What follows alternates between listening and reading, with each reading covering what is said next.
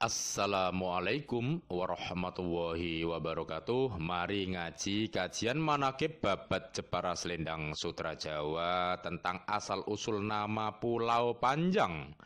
Mbah Joko Laut, Mbah Jasad Desa Teluk Awur, Kecamatan Tahunan, Kabupaten Jepara, versi kisah keluarga Kesultanan Jepara. Yang dimaksud dengan versi keluarga Kesultanan Jepara adalah kisah ini diceritakan langsung oleh para pelaku secara bersana turun-temurun hanya kepada keluarga Kesultanan Jepara.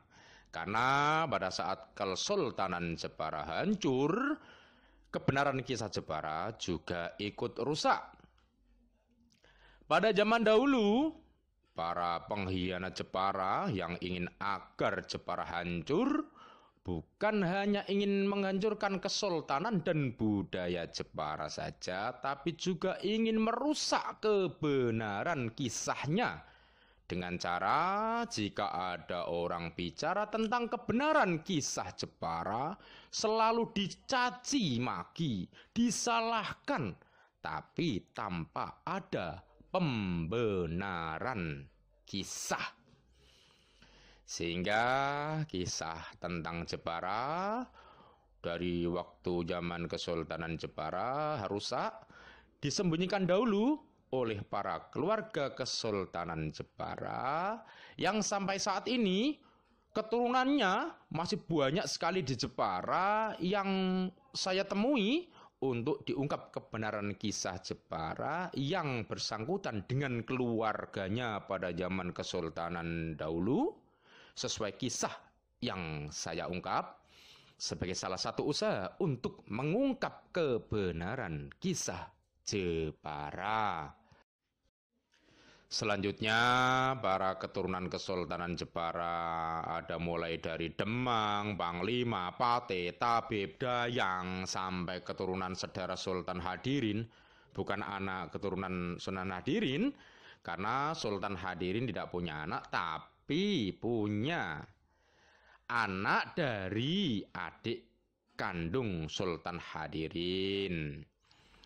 Lalu para keturunan tersebut saya tampung dalam suatu wadah yang bernama Anjoyo. Tapi bukan berarti kisah babat Jepara Selendang Sutra Jawa adalah kisah yang paling benar.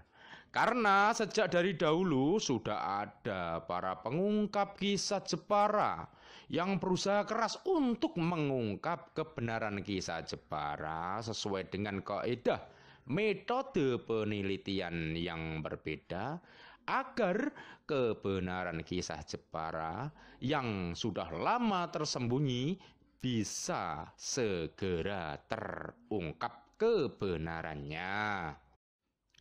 Kita kembali ke asal-usul Pulau Panjang. Orang yang pertama kali dagang buah kurma ke Jepara adalah pedagang dari Gujarat, keturunan dari sahabat Utsman bin Affan bernama Syekh Abu Bakar bersama dua sahabatnya yang bernama Ahmad Laili bin Yusuf dan Abdurrahman bin Affan.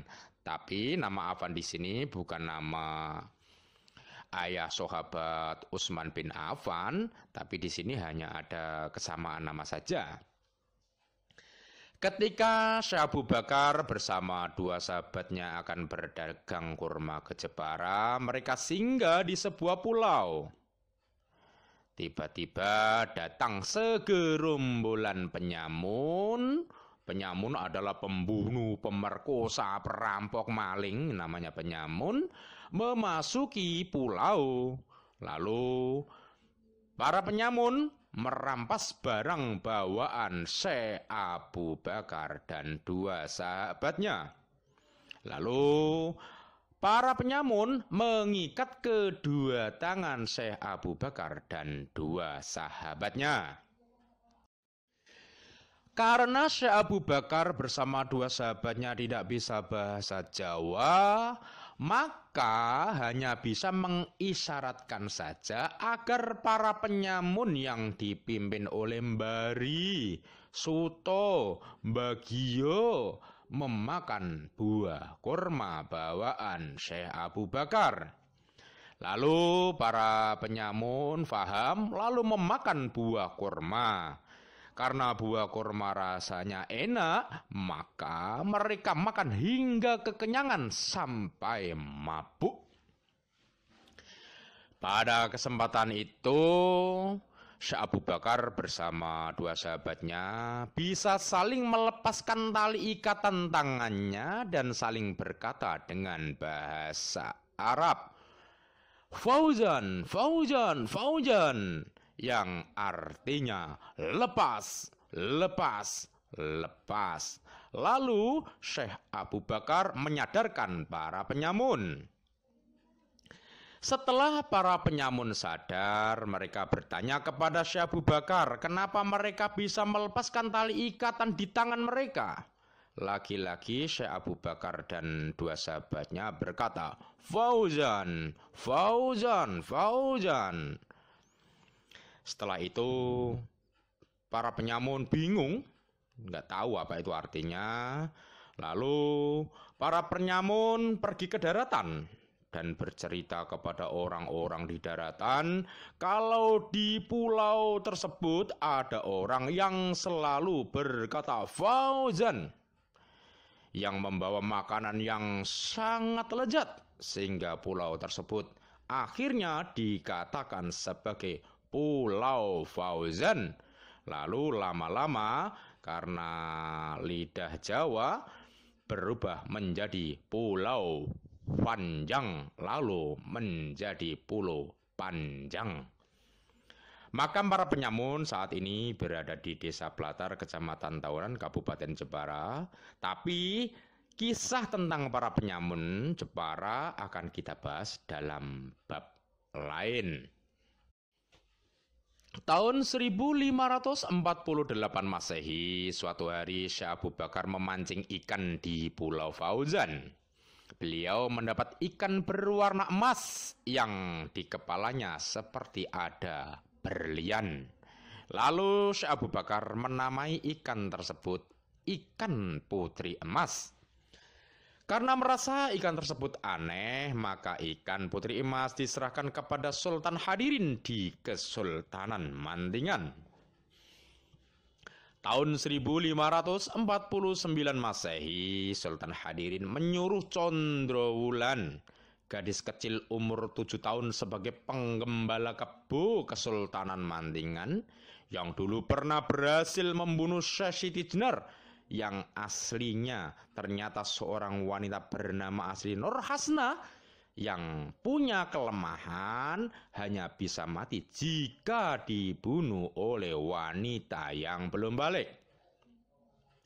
Sultan Hadirin menyuruh agar Condrowulan memelihara dan menjaga ikan putri emas pemberian Syekh Abu Bakar di Laut Teluk Awur. Karena Sultan Hadirin tidak datang lagi untuk menemui Condrowulan agar membawa kembali ikan putri emas ke Kesultanan Mantingan, karena ternyata Sultan Hadirin wafat, maka Condrowulan masih selalu menjaga ikan putri emas di Laut Teluk Awur. Sehingga Condrowulan diberi julukan Jogo Laut. Pada zaman dahulu, daratan Teluk Awur masih ke barat sekitar 2 km dari daratan saat ini.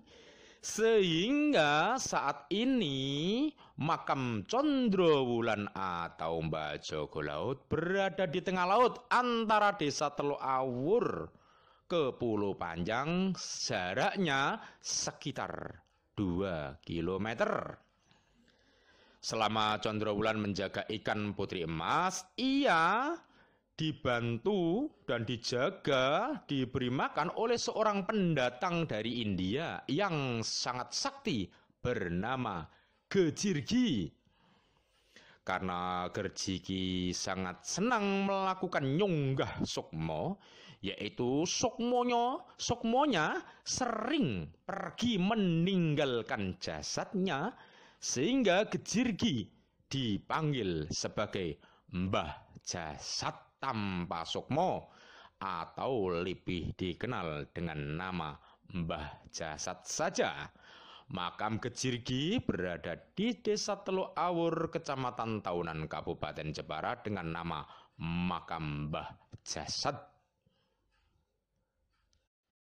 Tapi kisah lengkap tentang Gejirgi dan Condrowulan akan kita bahas lebih lengkap mengenai asal-usul dan nasabnya dalam bab yang lain, dan juga mengenai asal-usul ikan putri emas yang bisa hidup di laut, yang ternyata ikan tersebut adalah ikan pada zaman Keraton Kalingga bernama Piu. Piu juga akan kita bahas dalam bab lain.